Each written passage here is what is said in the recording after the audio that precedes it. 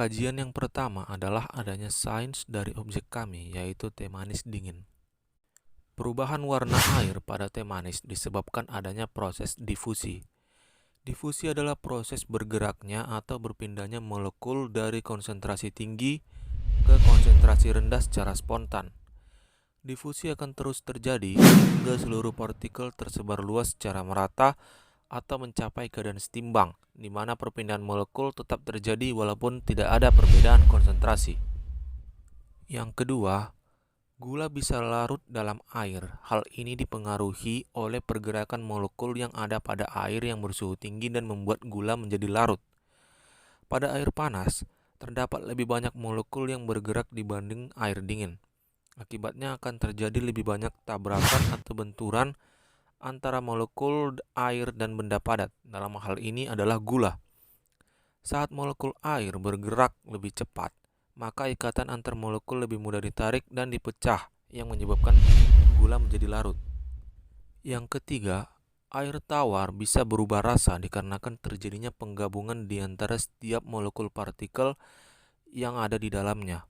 Dalam hal ini, molekul yang terdapat pada gula dan bubuk teh bercampur dengan molekul air, sehingga menyebabkan terjadinya perubahan rasa dari tawar menjadi manis. 4. Bagaimana es batu dapat mencair pada teh? Ketika dua benda berbeda suhu dicampurkan, contohnya pada kasus es batu yang dimasukkan ke dalam teh panas atau hangat, akan terjadi pertukaran kalor pada benda tersebut. Oleh karena itu, es batu yang awalnya memiliki benda padat akan berubah menjadi wujud benda cair. Es batu yang dimasukkan ke dalam teh akan mengalami perubahan wujud karena dari air teh hangat yang membuatnya mencair. 5. Bagaimana suhu air dapat berubah menjadi dingin? Perbedaan panas inilah yang membuat terjadinya perpindahan panas secara konveksi. Panas mengalir dari air panas dan masuk ke dalam permukaan es sehingga mengubah fasanya dari padat menjadi cair. Saat memasukkan es ke dalam air, es akan mengapung di permukaan air dan sebagian besarnya tenggelam dalam air panas. Kemudian es yang bersentuhan dengan air panas akan lebih cepat meleleh dibandingkan dengan bagian atas es batu yang bersentuhan dengan udara. Hal ini karena suhu air panas lebih tinggi dibandingkan dengan suhu udara. Adapun kajian teknologi dari objek teh manis dingin tersebut adalah yang pertama, adanya produk Tropicana Slim dan diabetasol sweetener sebagai pemanis, pengganti gula yang bertujuan untuk menjaga kesehatan tubuh kita. Yang kedua, adanya dispenser atau termos atau pemanas untuk mendapatkan dan menyimpan air panas.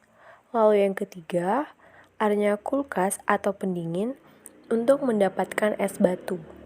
Lalu yang terakhir, adanya sendok sebagai pengaduk saat pembuatan teh manis dingin.